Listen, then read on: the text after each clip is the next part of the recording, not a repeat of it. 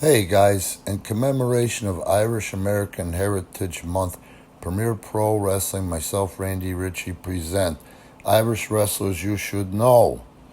And if you don't know, and you're a wrestling fan, if you're a casual fan, if you're a young person who doesn't know, Fit Finlay is probably the greatest Irish American. He's a German born Irish American wrestler, unbelievable, and that's really the thing that David Fit Finlay, had as a performer. This guy was an amazing star in Europe when WCW first started, and you guys read about the Monday Night Wars, and you might play games with, well, you're not playing games, but you might listen to Eric Bischoff, who's a game player, and has real imagination. He has more imagination in what actually happened and how good his talents were during the Monday Night Wars when WCW was on top. But the real reason that the Monday Night Wars were the way they were in WCW gained any ground at the time during Nitro was because they were bringing in wrestlers that the American wrestling fan had never seen before, i.e. the lucha style, Sir William Regal, you know what I mean, Steve Regal. But a big part of that was Finlay. You guys probably aren't aware of, the European style of wrestling, the world of sport wrestling, the round wrestling. And that is where Fit Finlay cut his teeth and then ended up dominating. The way I understand it, from the old timers, is that was the Wild West, man. You really, really, really ramped it up, and you stepped over a line just barely into sports entertainment because that's how rough it was, especially on the undercards and non-televised stuff. That's where Fit Finlay came up. He's been in the industry for almost 40 years, okay? And like I said, back to the Monday Night Wars, WCW would start their opening of the show and their opening match or matches. They would do something like put luchadors out there with Eddie Guerrero, and then the next match would be David Fit Finlay against somebody, when WWE was opening up with 40-minute or 20-minute promos for Bret Hart, who didn't even like to cut promos. You see, kept people from changing the channel. They're seeing something they never seen before. And Fit Finlay was a huge part of that. Myself, watching him come in and adapt the style, he not only proved his believability factor, because when this guy wrestled against anybody, you knew it was a friggin' fight. There was absolutely no doubt in your mind. That round style was different, though, and this guy was an absolute genius. And as a performer and student of the game myself, I watched him develop and apply the European style to the American style and maintain his amazing believability in the ring. Now, there's a lot of fans that like to think that his style was so strong and it was all real, and I don't know what the sick attachment is to hoping that somebody really gets hurt out there.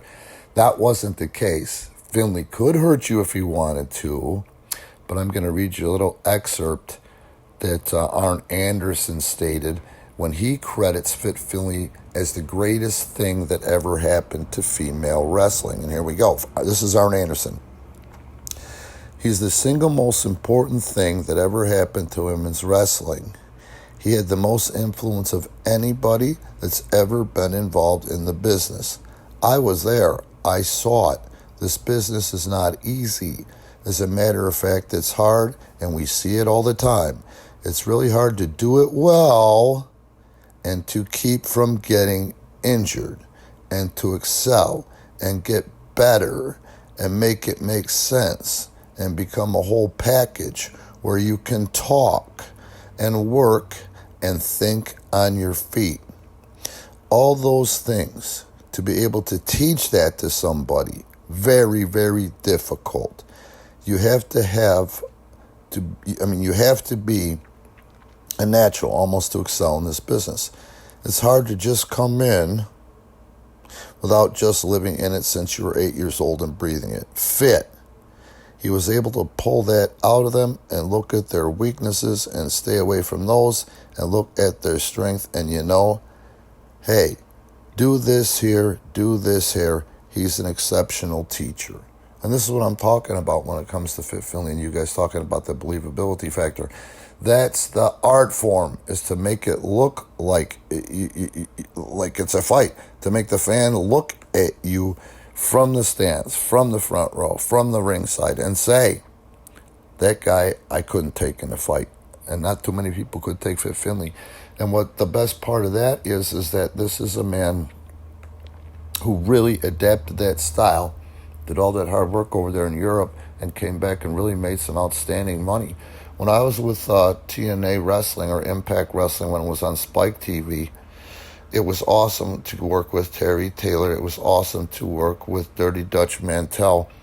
And at the time, 2006, 2007, for a stint there, it was great to see Fit Finlay at his age, and he had to be 40s, maybe early 50s, be the most believable thing on that WWE roster, But anyway, again, this is being brought to you by Premier Pro Wrestling. Be cool, like and subscribe, and go ahead and check out in the description how you can support Premier Pro Wrestling, and we can keep coming at you with things like this. Hope you guys enjoyed this. Nothing but mad props and respect from this guy. And I've learned a lot too. I'm not even going to go into all that. And studying Fit Finlay and studying Fit Finlay's work, like I said, this is the truth. Dutch Mantell and I, when I was at Impact Wrestling, incepted the Knockouts division, female wrestling. The goal was to have good-looking female athletes that could wrestle or could be taught to wrestle. And once that concept got into WWE, who put it in Fit Finlay's hands, the rest is history. The facts speak for themselves. Talk to you soon.